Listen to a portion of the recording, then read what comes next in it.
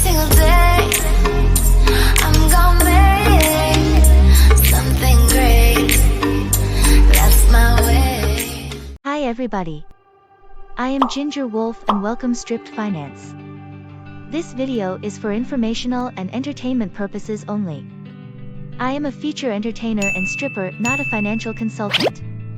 Please speak to your financial advisor about any financial matters. And with that out of the way, let's get into the video.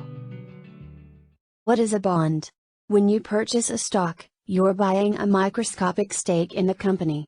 It's yours and you get to share in the growth and also in the loss.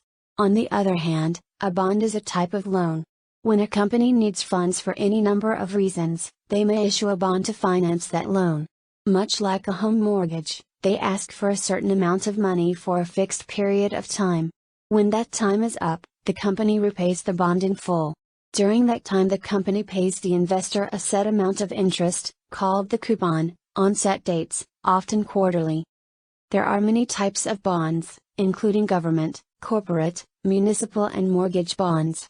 Government bonds are generally the safest, while some corporate bonds are considered the most risky of the commonly known bond types. For investors, the biggest risks are credit risk and interest rate risk. Since bonds are debts, if the issuer fails to pay back their debt, the bond can default. As a result, the riskier the issuer, the higher the interest rate will be demanded on the bond, and the greater the cost to the borrower. Also, since bonds vary in price opposite interest rates, if rates rise bond values fall. Credit ratings. Bonds are rated by popular agencies like Standard & Poor's, and Moody's.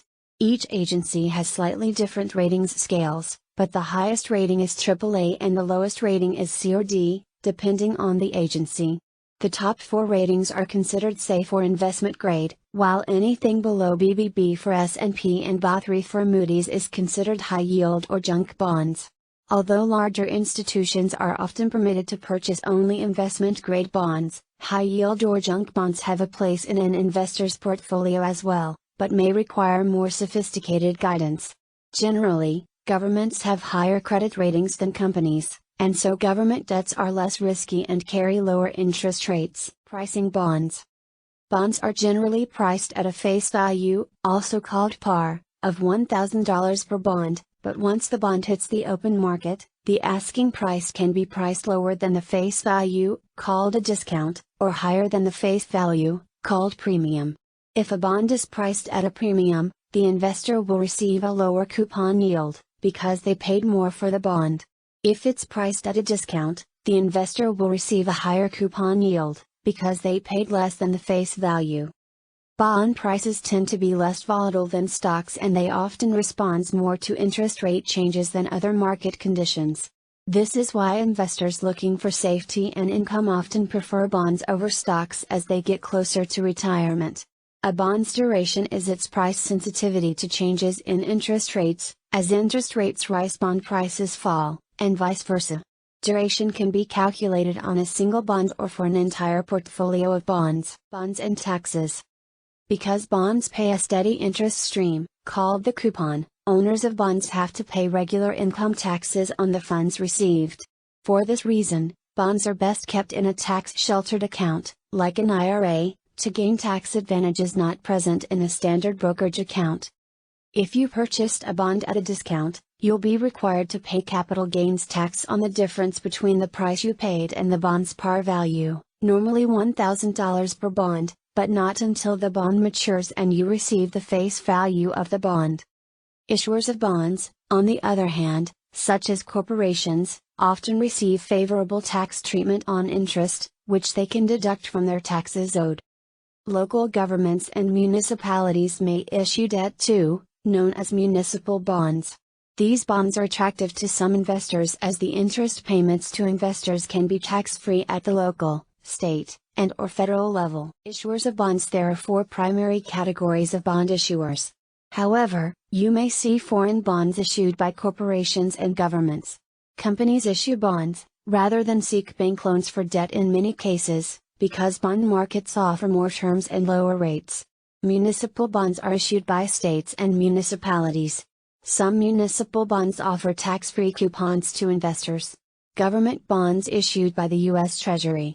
Bonds, T-bonds, issued by the Treasury with a year or less to maturity called bills, bonds issued with 1 to 10 years to maturity called notes, and bonds issued with more than 10 years to maturity are called bonds. The bonds issued by a government treasury is collectively referred to as treasuries. Government bonds may be referred to as sovereign debt. Governments may also offer inflation-protected bonds or small denomination bonds for ordinary investors. Agency bonds are issued by government organizations such as Fannie Mae or Freddie Mac. How to buy bonds. Most bonds are still traded over the counter, OTC, through electronic markets. For individual investors, many brokers charge larger commissions for bonds, since the market isn't as liquid and still requires calling bond desks in many buy and sell scenarios. Other times, a broker-dealer may have certain bonds in their inventory and may sell to their investors directly from their inventory. You can often purchase bonds through your broker's website or call with the bond's unique ID number, called the CUSIP number, to get a quote and place a buy or sell order. Alternatives to buying bonds directly. If you want the income earning power of a bond, but you don't have the funds or don't want to own individual bonds, consider a bond ETF or bond mutual funds.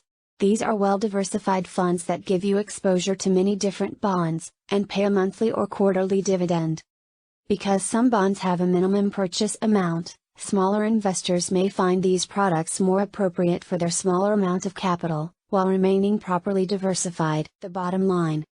Most investors, regardless of age, should have at least a small amount of their portfolio allocated to fixed income products such as bonds. Bonds add safety and consistency to a portfolio. Although there is a risk that a company may default and cause a large loss, investment-grade bonds rarely default. However, along with this safety comes a lower rate of return. Thank you for visiting Stripped Finance. I am Ginger Wolf. I hope you found this video informative. Please talk to your financial advisor before purchasing any monetary product. I will be back tomorrow with more terms stripped down just for you. Have a wonderful day. Till then, I will keep shaking that place where a wallet goes. Hi guys, I'm Ginger Wolf and thank you for making it this far into the video. If you have the time, don't forget to like, comment, share, and subscribe, and I'll see you next time on Stripped Finance. So, in the meantime, I believe in you. I know you can do it. Just keep on grinding, okay?